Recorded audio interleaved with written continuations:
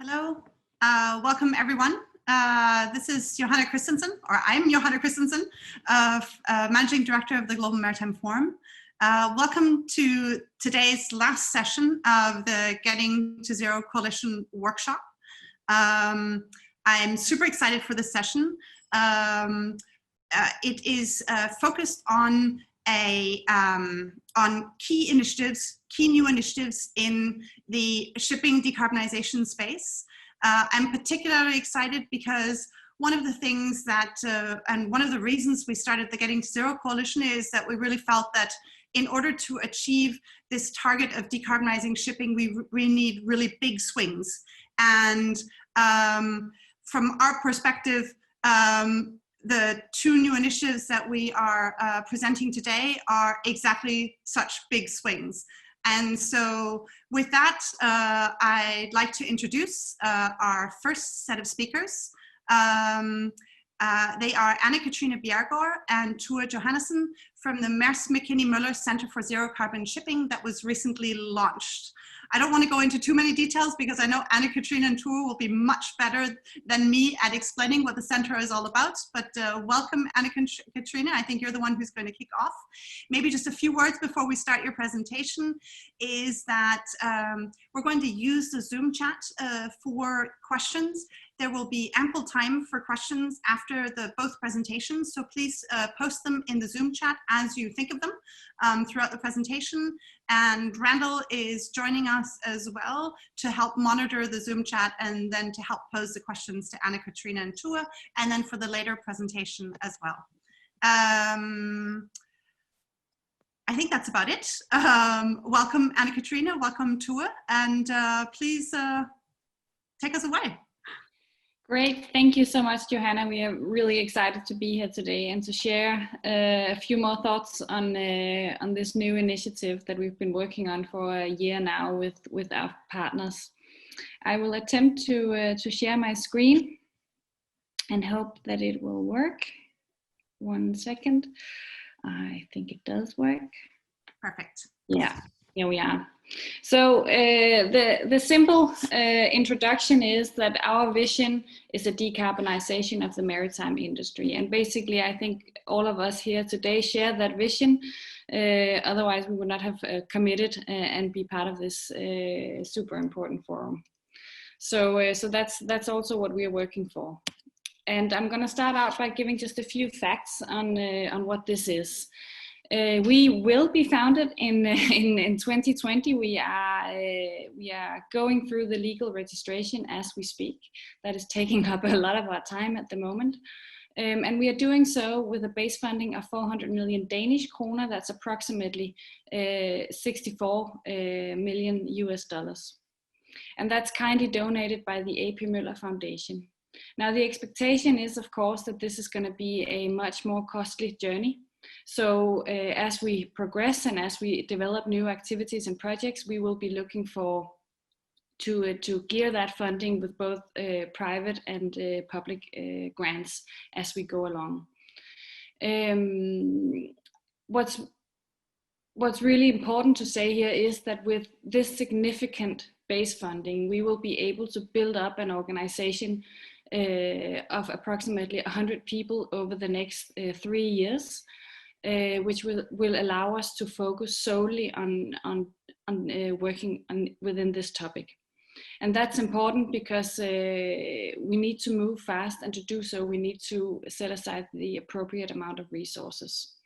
Of those 100 people, approximately 70% will be employed by the center, and the remaining 30% will be secondees from our partners.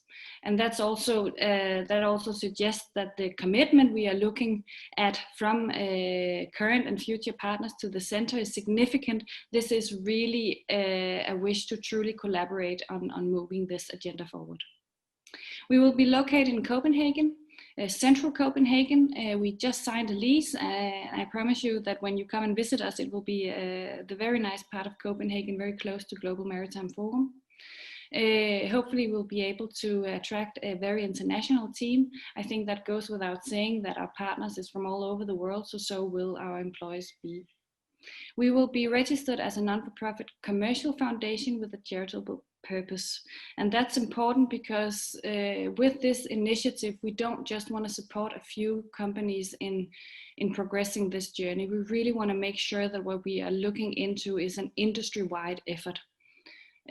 So all knowledge and all results developed in this center, not protected by IPR, of course, will be shared as widely as possible in order to lift the entire industry and create alignment on the solutions for the future. We will be a neutral and open platform. I think that's very important to say. We are very aware of where the money is coming from, but this center is really meant as a collaboration forum for all different types of ship owners, from container to cruise to whatever it may be, and of course also from all the suppliers, the OEMs, energy production, and so on and so forth. We started out with our 7 founding partners. You have them here in the bottom of the screen: ABS, Mærsk, Mitsubishi Heavy Industries, Siemens, Cargill, Man Energy Solutions, and NYK. And a lot of them are, or the majority of these partners are also part of the Getting to Zero coalition. So I think you can say that this is really another attempt to join forces and create alignment among industry players. When I give this presentation in a year's time, I obviously hope that I'll be able to present a group of many more companies, as this really requires an effort from all of the industry.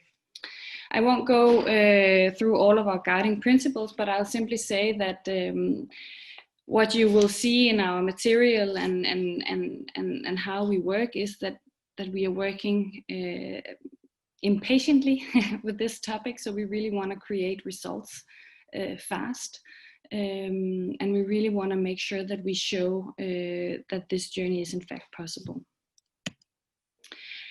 This timeline will not be new to any of you, and this is simply to say that that we are leaning towards the Paris Agreement. Although shipping, of course, is not part of that, we are very much leaning towards the Paris Agreement and the goals in there. Which means that we hope for a complete industry turnaround around 2050. That means that we need good solutions implemented by 2030. And as you all are very well aware of, that requires an overview of the technology and the technology front runners already within a few years' time. Our activities will be divided into 2 different areas. So one is, I would say, the expected very technical focus that we will have. And Tue will come back to this area. We will explore the different technologies, the candidates for zero carbon fuels. But we will also focus on being part of creating what we call a global transition narrative. So what is the roadmap going to look like? What is the transition path that we need to engage in on a strategic level in order to reach the targets that we have set ourselves? And this means that we also need to engage in regulatory developments. We need to look into the financial incentives, and we of course need to leverage all the partnerships and the available funds in order to accelerate this journey. And with that, I will pass on the word to my good colleague Tue Johannessen, who will take sort of a deep dive into the more technical area and the R&D strategy of the center. Yeah, hello, good to meet you all. A very rapid deep dive. We'll do this in the next 7-8 minutes. But here the visualization is just made to track the years from 2020, 23, and 2030. And you could say it's a way of illustrating the normal wish of let's say a first wave of implementation, making sure that there's good understanding and overview of various options in a few years from now, what it means in terms of cost and operation, and then try through maturation and demonstration to accelerate let's say what would be early rollout, and hopefully way before the end of the decade that this implementation and scale up is starting out. And if you move to the next one, Katrine. This is, we call it the not the house of cards, but the R&D house.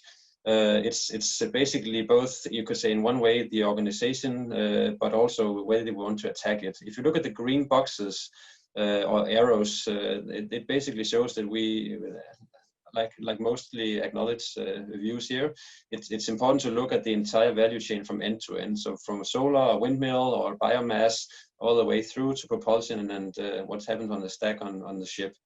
So that's kind of the value chain approach. We will divide that into two areas, which is the gray boxes, energy and fuels, and onboard vessel solutions. And that will basically be two competence groups of roughly 20 to 30 people focusing on, let's say, activities vertically within those two main areas. And that's basically, so that's competences as linked to the tasks at hand. But then the real work streams will then be identified into, will be separated into programs. And right now, we are very likely going to start with not too many at the same time. So here we have identified 3. Zero carbon pathway with mainly hydrogen and ammonia, a low flashpoint track with methanol, methane, and those types of molecules, and then a more conventional biofuel track number 3, biodiesel, if you will.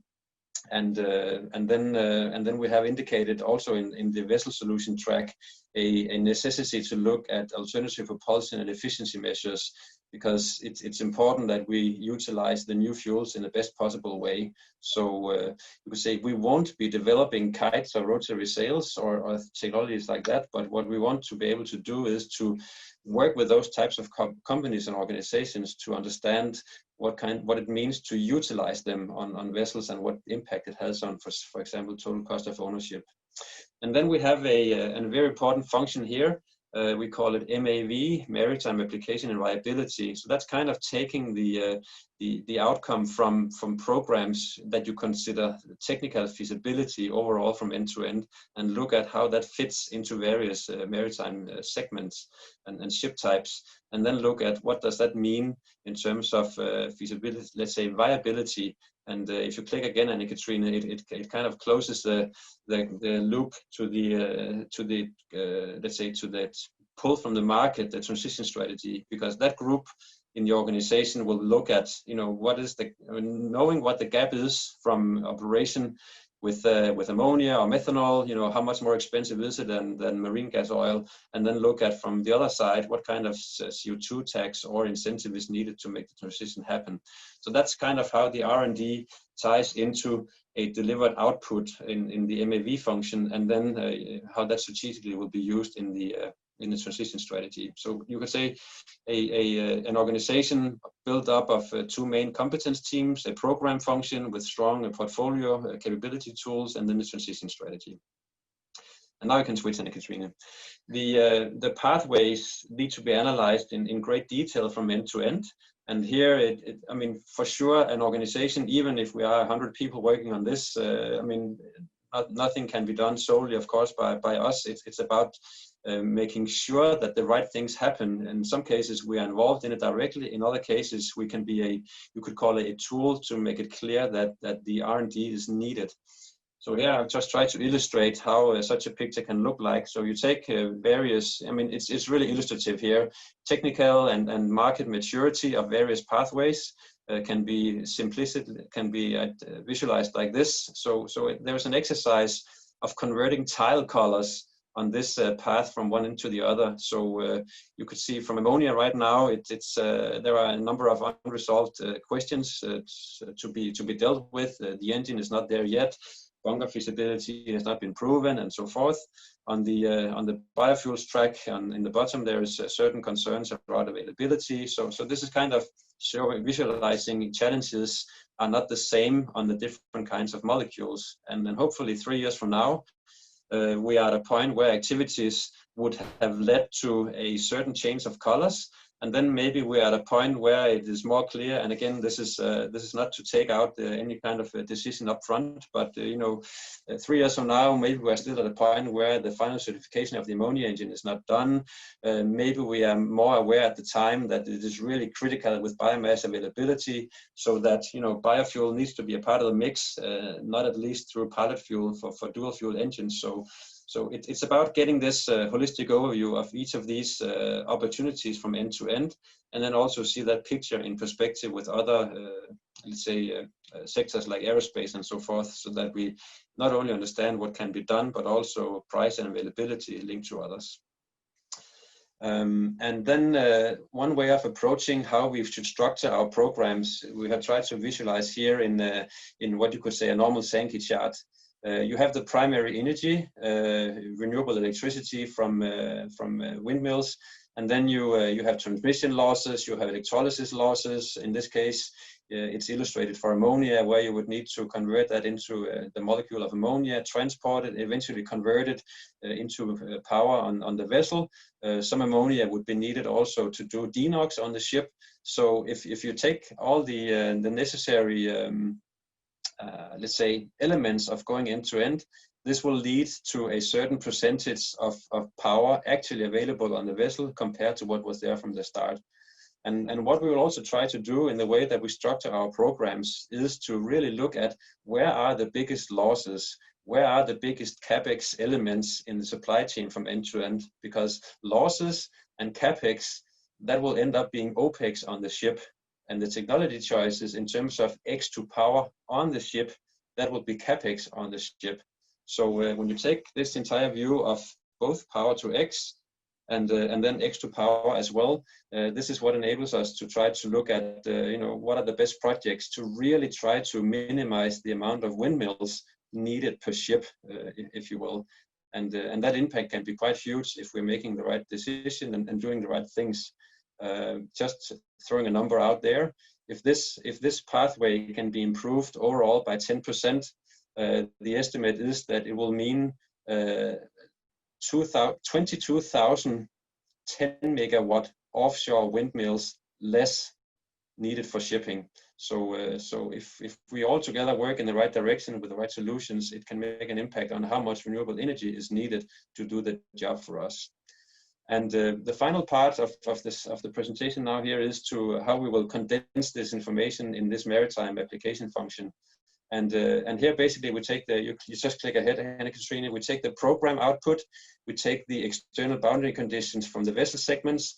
We want to translate that into what does it mean for the ship configuration, how does it operate on a regular basis, and basically have that leading to a way of constructing a TCO curve for various options.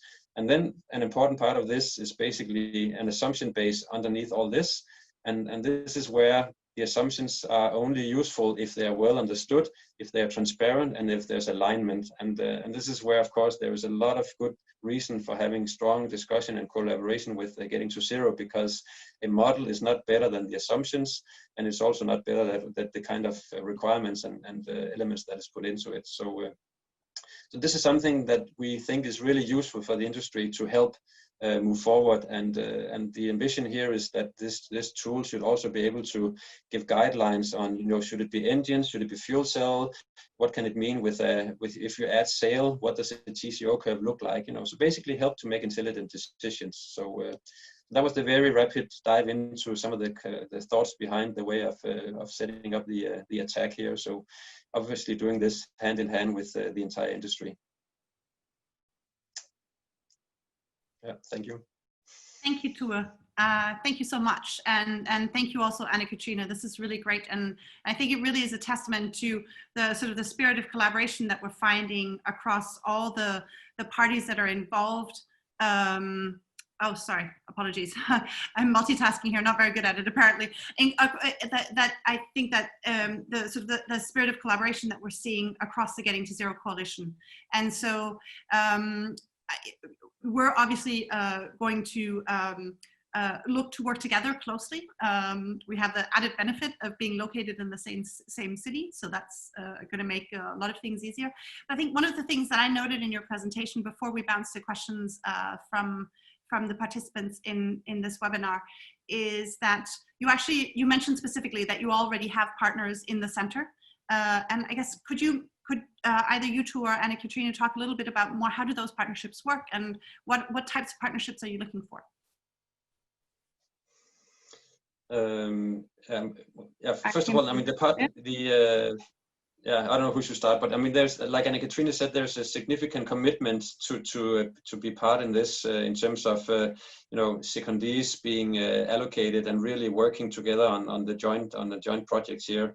So let's say the commitment level is one part of it that's important. I mean, from that perspective, rather, let's say, knowledge and energy than just money, pure money.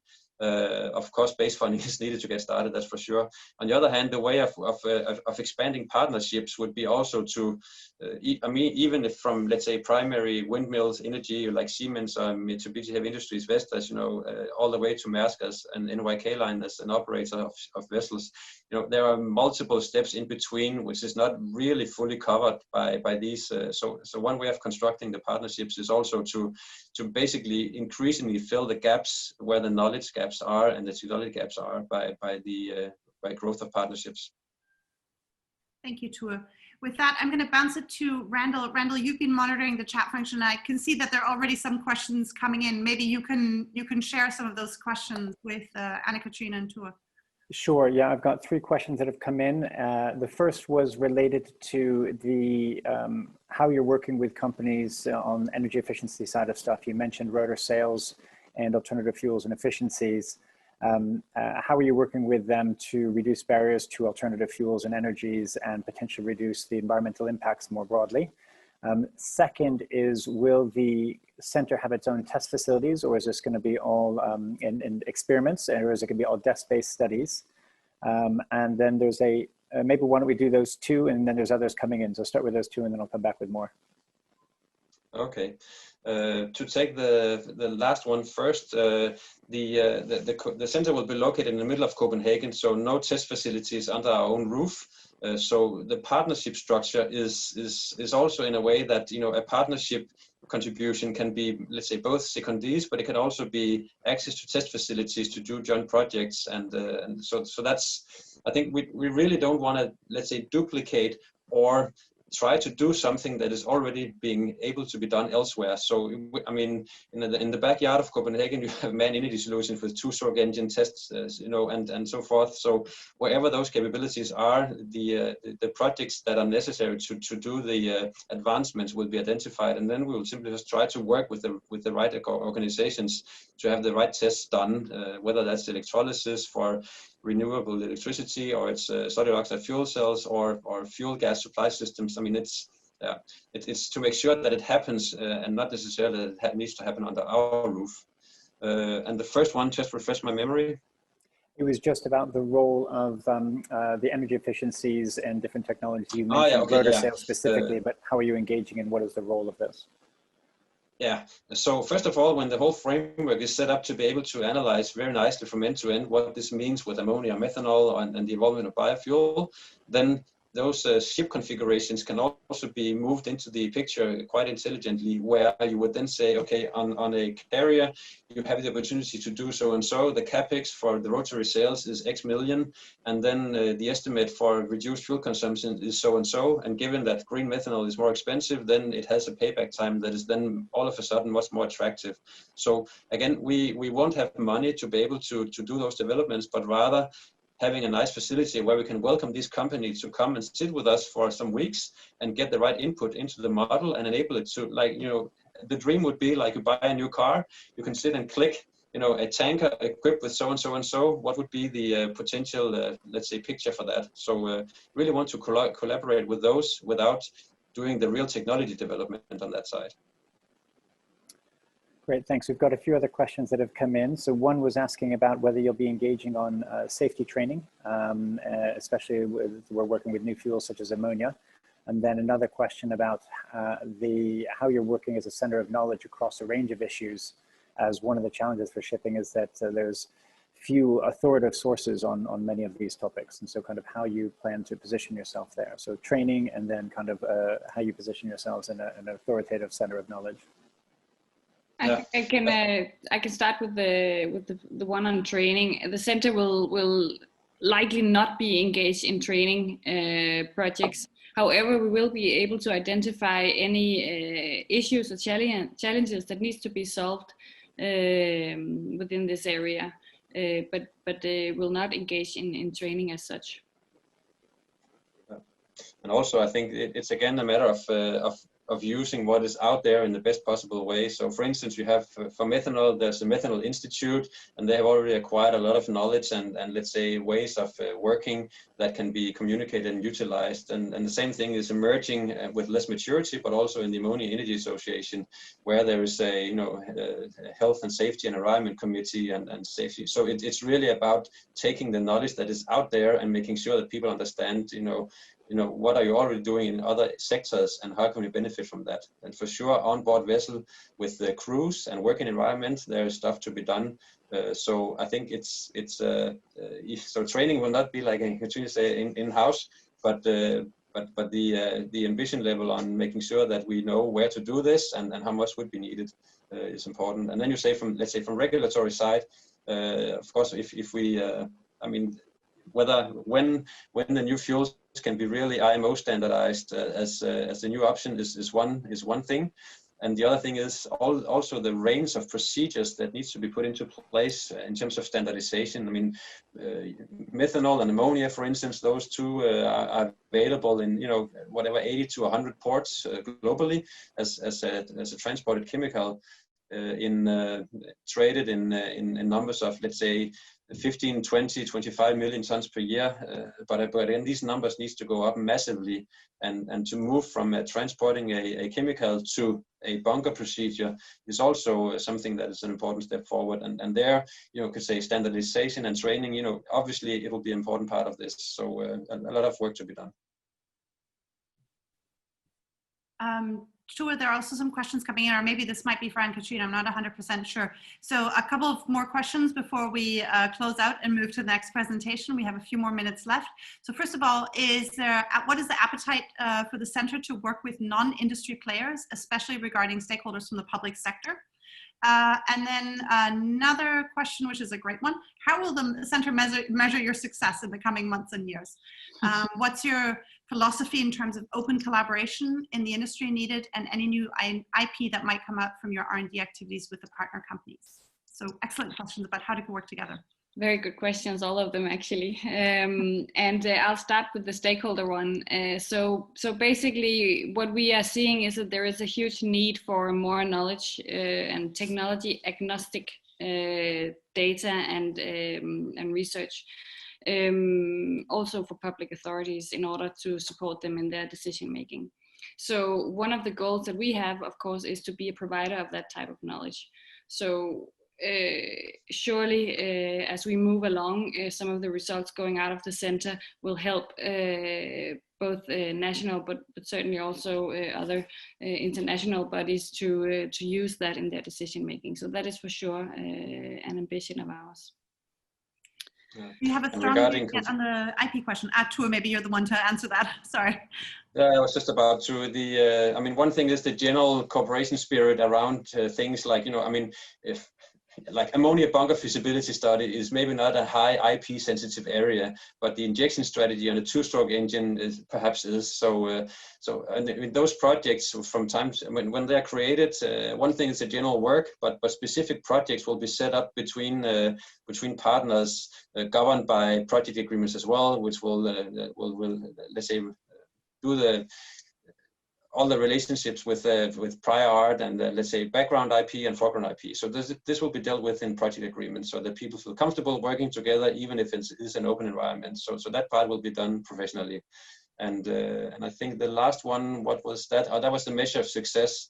And that can be really, how do you define that for an organization that doesn't control assets and is not capable of making business decisions on behalf of, one way of phrasing success without being specifically concrete now, that there's the importance of helping to create clarity so that maybe among 10 options, taking collectively all the development effort and funding, moving towards, let's say, 3 or 4 or whatever. That, I mean, so be able to focus the activities on the solutions with the bigger potential for impact and really making it to the end, being an important part of that process is an important part of the success. And then I think there will be one thing is to be able to help maturing the thinking with different operators of vessels, but also on the primary energy side. So overall, that the comfort level on the investments needed is going up, so that it really happens. And if we can also help to create the picture on the gap towards between conventional operation and the green operation, then that will make it easier to identify a suitable tax level, for instance, to move forward. So I know I'm just being a little bit maybe too soft on the KPIs here, but that's the initial thinking. I can certainly empathize with the difficulty of answering that question from the point of view of someone who also does not own either vessels or any other assets like that. So I sympathize with the difficulty, but also a great alignment, and in fact also the kind of knowledge and alignment that we're also seeing a great need for amongst, for example, the signatories of the Poseidon Principles and others who are looking to see what does that transition pathway look like? How does the sector move collectively along that pathway? And who are, of course, looking how best do we invest in those new solutions? So, yeah. Maybe the final remark before then I shut off would be that you could say that, but the colors of the tiles that we showed on one picture, I would say a measure of success would be to establish that they have become green, or to know which ones will never be able to turn from red to something else, because that's kind of, that's how you condense the opportunities into fewer. Yeah. Well, with that, maybe in a couple of years we can meet again, and then we'll look at the tiles again. We'll see how you progress along that. that would be something for us to do together then. So with that, thank you very much. For all of you who've listened in, please don't hesitate to continue to post questions. We will take those questions and ask Anna, Katrine, and Tua to respond, and post the responses in the library or the wall of in top link of the event. I will also be sharing some slides after the session, and we're of course recording the session, so you can share the session with colleagues. Any colleagues that you would like to share this with subsequently, you can do so. So those will all be made available for you. Thank you very much, Anna, Katrine. Thank you very much, Tua. I really appreciate your taking the time to join us here today, and look forward to working with you going forward as well. I'm sure we'll have ample opportunity to discuss that with the wider Getting to Zero Coalition as well in going forward. And with that, I'd like to welcome Peder Osterkamp, who is a member of the shipping lead for the COP26 Climate Champions team. I will let Peder explain what exactly that involves, but what Peder is here to share with us today is an initiative of the team that he is a part of that is focused on the race to zero, and which is really about raising the level of ambition in the run-up to COP26, which takes place at the end of next year in Glasgow. With that, over to you, Peder. Thank you very much, Johannah. I'll just share my screen here. There we go. I think you can see that now. So yes, my name is Peder Osterkamp. I'm part of the COP26 Climate Champions team leading on shipping. I'll explain a little bit more about who we are and what we're doing. But yes, so basically my plan today is to share a bit about this campaign that we are running in the lead up to COP26 in Glasgow next year. But also I think I had the pleasure of joining a lot of the different breakouts today, and it's clear that there's a lot of thoughts among you about how we can use COP26, so how to really leverage that event and the lead up to that event to both raise ambition and to mobilize ambition, and also to raise awareness about shipping and the decarbonization of shipping. So really keen to hear everyone's thoughts on that. let's see if I can make this work. A little bit about us. So the organization I'm part of is the UNFCCC High-Level Champions for Climate Action. It's a group that has a mandate from the UNFCCC to work with so-called non-state actors. So that's cities, regions, businesses, investors, and civil society to mobilize increased climate ambition, and also to connect this to the work of governments. It's a role that's been around since Paris in 2015, where they saw there's a need to really engage industry as well, that you can't leave everything to governments. We're a team of about 40 people, led by Nigel Topping, who's the high-level champion for COP26, and also Gonzalo Munoz, who is the high-level champion for COP25 in Madrid. And we work with about 20 plus different sectors. And as Johannah said, I'm leading the work on shipping. I'll share a video here to start with. We are in a race against the climate emergency. Unlike most races, there won't be just one winner. In this race, we all win, or we all lose. Countries must lead the way in this race, but they cannot win it by themselves. This is why today, cities, regions, businesses, investors, and civil society are coming together to launch the Race to Zero, the largest ever coalition of leaders to commit to one goal: zero emissions by 2050 at the latest. To achieve that goal, we need to act now. Together, we'll be racing for a healthier, fairer, and safer world.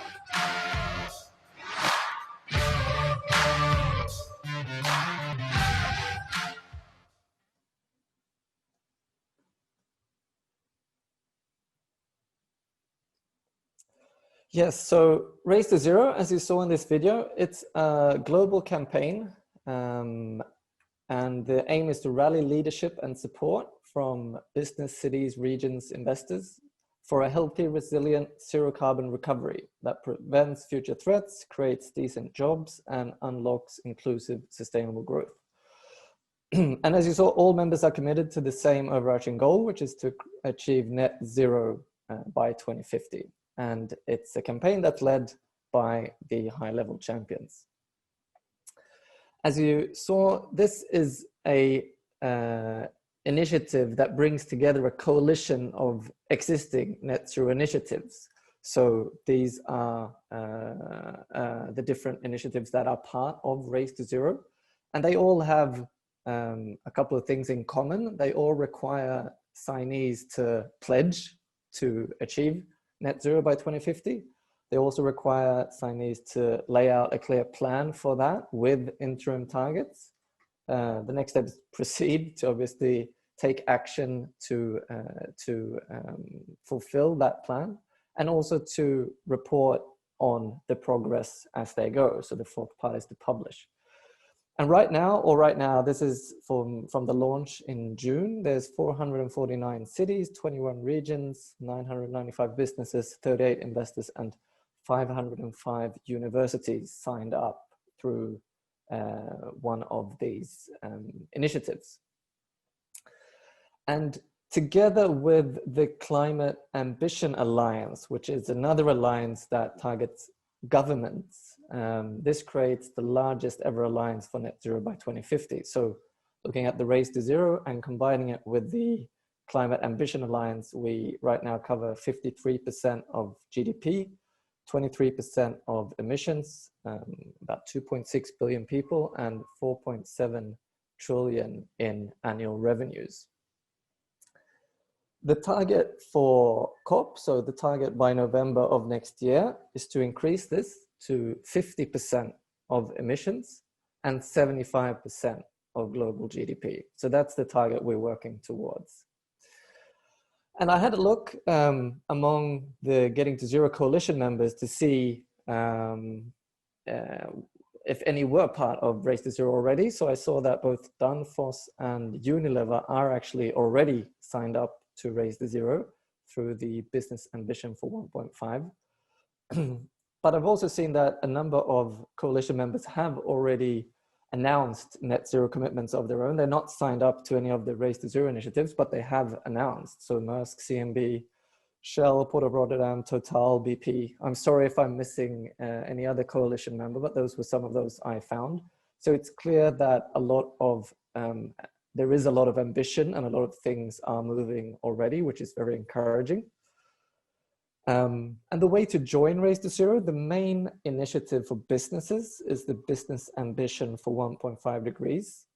This is run by the Science Based Target Initiative. And to join that initiative, as many might be aware, signees need to set and commit to science-based targets to reduce emissions in line with the 1.5 degree target. I was in touch with the SBTi team working on shipping earlier this year, so I understand that a lot of several shipping actors are working together with SBTi right now to set the methods, tools, and guidance for shipping. And that these would be done by November of this year. So I think there will be more, there will be more clarity for the shipping sector later this year. And in this campaign, the upcoming milestones we have an event at New York Climate Week. That's the 21st of September, where there'll be a number of announcements from CEOs and mayors that are signed up to Race to Zero.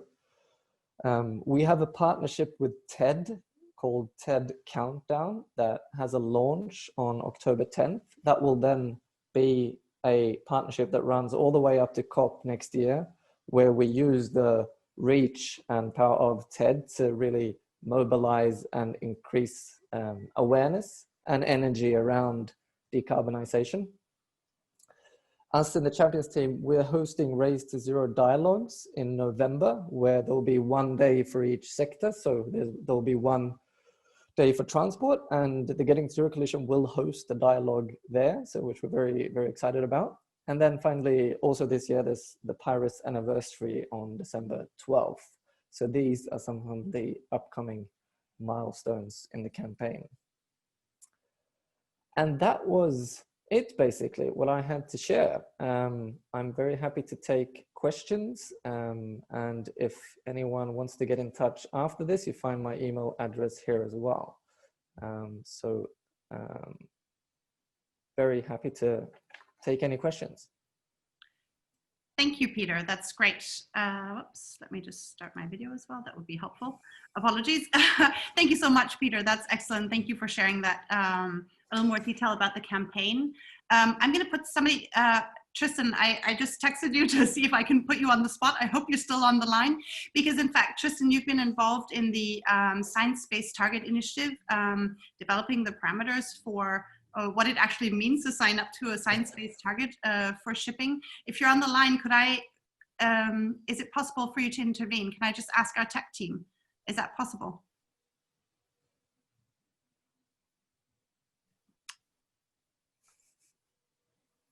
I think it is. Can you just say the name again? Unmute Tristan? Tristan, yes. Thank you. Sorry, I missed the name. Thank you.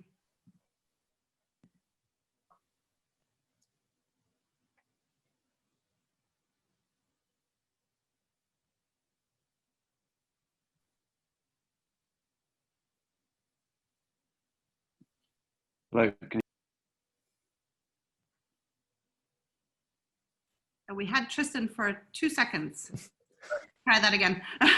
Yeah, he's now in the panel, so he should be able to join in a second. There you go. Ah, yes. So sorry, the question that you wanted was a bit of detail on the SBTi, was that? Yeah, on the science-based targets, because I think Peter made reference to SBTi as being sort of a part of the criteria. And there are various different ways, of course, of making a net zero commitment.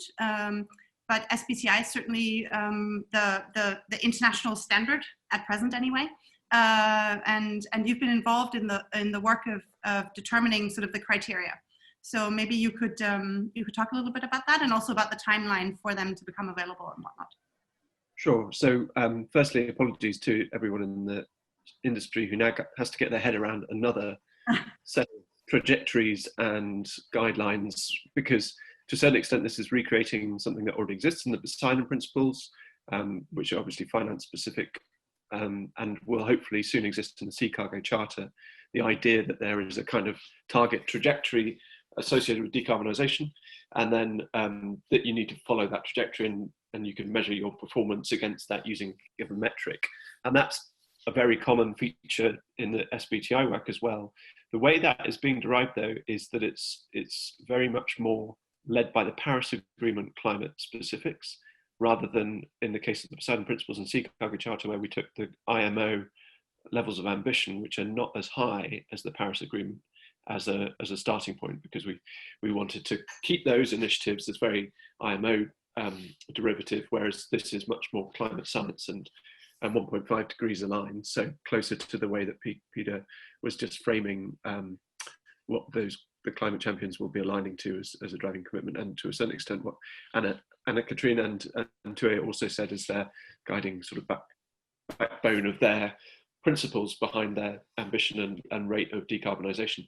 And then I think the way that working group is working at SBTI is that we're producing a technical justification for the shape of that curve, and then running that through in a series of workshops with a bunch of stakeholders directly involved, a technical working group that then discuss both the basic fundamentals of those curves and also how they could be implemented and operationalized. So anyone who's been involved in the Poseidon Principles or Climate Bonds Initiative or the Sea Cargo Charter will be very familiar with that type of process. It's very similar in SBTI, and hopefully will not recreate too much of what already exists and just leverage that earlier work that we've been doing over the last 18 months. Timescale, I think, as Peder outlined, is later this year that becomes clear. And I think what we're trying to do is produce one set that would be very clearly used by owners and operators of vessels, and one set that could be used for Scope 3 shippers. So those are the two stakeholders that those will be particularly targeted at. And there's a bit of an overlap, therefore, with the Sea Cargo Charter, but not so much on the Poseidon Principles side.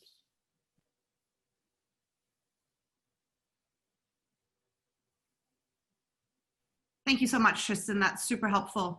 And especially on the timeline, so that's later this year, most likely, we will see some of those trajectories becoming available so that companies that are considering either a race to zero commitments or a net zero commitment that's aligned with the science-based targets, or just wants to have an understanding of what's actually required, can start looking at those and diving into some of that detail. I think that will be very helpful. I think we're, from the point of view of the Getting to Zero Coalition, of course, we work towards the IMO objective, and the goal of the objective, the ambition of the Getting to Zero Coalition is aligned with the IMO objective. But I think for anybody who's taking a sort of a holistic risk perspective, it's good to understand what's the wider set of guidance that's available and the wider set of ambitions that have been set, for example, by the Paris Agreement, and that we will see evaluated and advanced at COP26 next year, that to make sure that understand what the implications might be for shipping at this stage anyway, and hopefully be making commitments as well. There's a question in the chat function for you, Peder, around what are the key themes in the Race to Zero Coalition in terms of prioritizing for, and what's is likely to continue working with post COP26. Are there any specific themes that are worth highlighting here to this audience? I don't know if there are any specific themes. I mean, we're working across different sectors. I think, I mean, we're working both with aluminum, shipping, obviously, light road vehicles. I think there will be differences, obviously, based on how far different sectors have come on the curve. I think the goal we will have for light road vehicles will be significantly more ambitious than for shipping, obviously. So it won't be the same. There, I think there will be more a concrete phase out target in a different way than there is for shipping, where there's more, for these, it's more the general 1.5 degree trajectory. So I think we are working across, at this point, we are working across all sectors. I think we probably will come to a point maybe towards the end of this year to look if we need to focus on a couple and really try to drive those. I'm obviously hopeful that shipping can be one of those, but I think that we'll probably know a bit more towards the end of the year. That sounds great. I think another great thing that we're seeing, and is actually a point that was highlighted in discussions earlier today and by Katrine and Tua as well, is that the need for end-to-end collaboration. There will be a lot of synergy with other industrial sectors, other transport sectors, et cetera.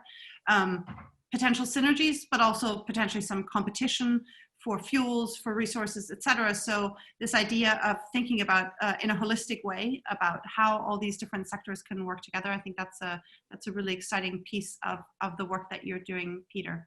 Are there any other questions at present in the chat, Randall? Can you see anything else coming in? I don't see anything else coming in, Johannah, but one question maybe that we could ask for Peder would be just kind of around the timeline of commitments to the Race to Zero in line with COP26, which is in 2021. So in theory, we're kind of more than a year out. How much time would shipping companies have to get their heads around this? I mean, how long, by when can you sign up in order to be, you mean by COP26? Sorry, just so I understand. Yeah, exactly. Well, what is the sign-up process? So you mentioned something happening in November. There's obviously COP26 is in 2021. When do companies have to sign up to this? What does that timeline look like? What does the engagement pathway look like? Well, basically, as the slide I showed, I think there are two main initiatives for businesses. There is this SBTI one. There's another one, the one that Amazon launched, but that's only like 4 different businesses. So I think the SBTI one for now, unless there's another initiative that's accepted as the Getting Zero one, that will be the key one. So I think the process will probably be for everyone to evaluate their criteria when they come out in November or later this year.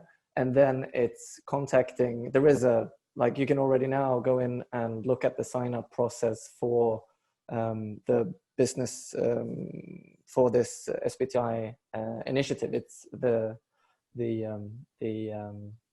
documentation and everything is already on their website. So I'd recommend anyone who's curious to go and visit that. And maybe we can include that in some send out at the end of this summit. I'm happy to provide that link. But then the specific criteria for shipping will then not be available to the end of the year. Yeah, but maybe what we could do is organize under the umbrella of the Getting to Zero Coalition a presentation of the shipping criteria when they become available. So Tristan, maybe you can earmark that as well, and Peter, we can do that at a later stage. So as soon as that becomes available, we can organize a presentation for the Getting to Zero stakeholders to understand what they are, what they mean, etc. I think that's a first step, but I think I'd also like to ask you, how else can we help? Because of course, many ambitious stakeholders are part of this coalition, and it would be really great to understand how best we can help and support this effort. Well, I think a big part of this is kind of building that momentum in the lead up to COP. So I think, I mean, our main goal is this getting the Race to Zero, which are these strict criteria. But I mean, these announcements that businesses and coalition members make of their own are obviously super valuable as well to kind of build that momentum and show other stakeholders and show governments that a lot of things are happening. So I think that could be a very important interim step to full Race to Zero, to make that announcement just from the business itself. So I think if we can increase that substantially by COP or in the lead up to COP, I hope possibly combined with some actors joining the Race to Zero itself, I mean, that would be a huge step in the lead up to the climate summit. That sounds great. Well, we look forward to working with you on that, and also to gaining a greater understanding of how the different commitments, how they all work together, and what will be the role for the shipping community in the lead up and during COP26, which of course is a huge, it will be quite a momentous occasion in setting ambition and setting climate agenda. So look forward to that. Thank you very much, Peter. Great.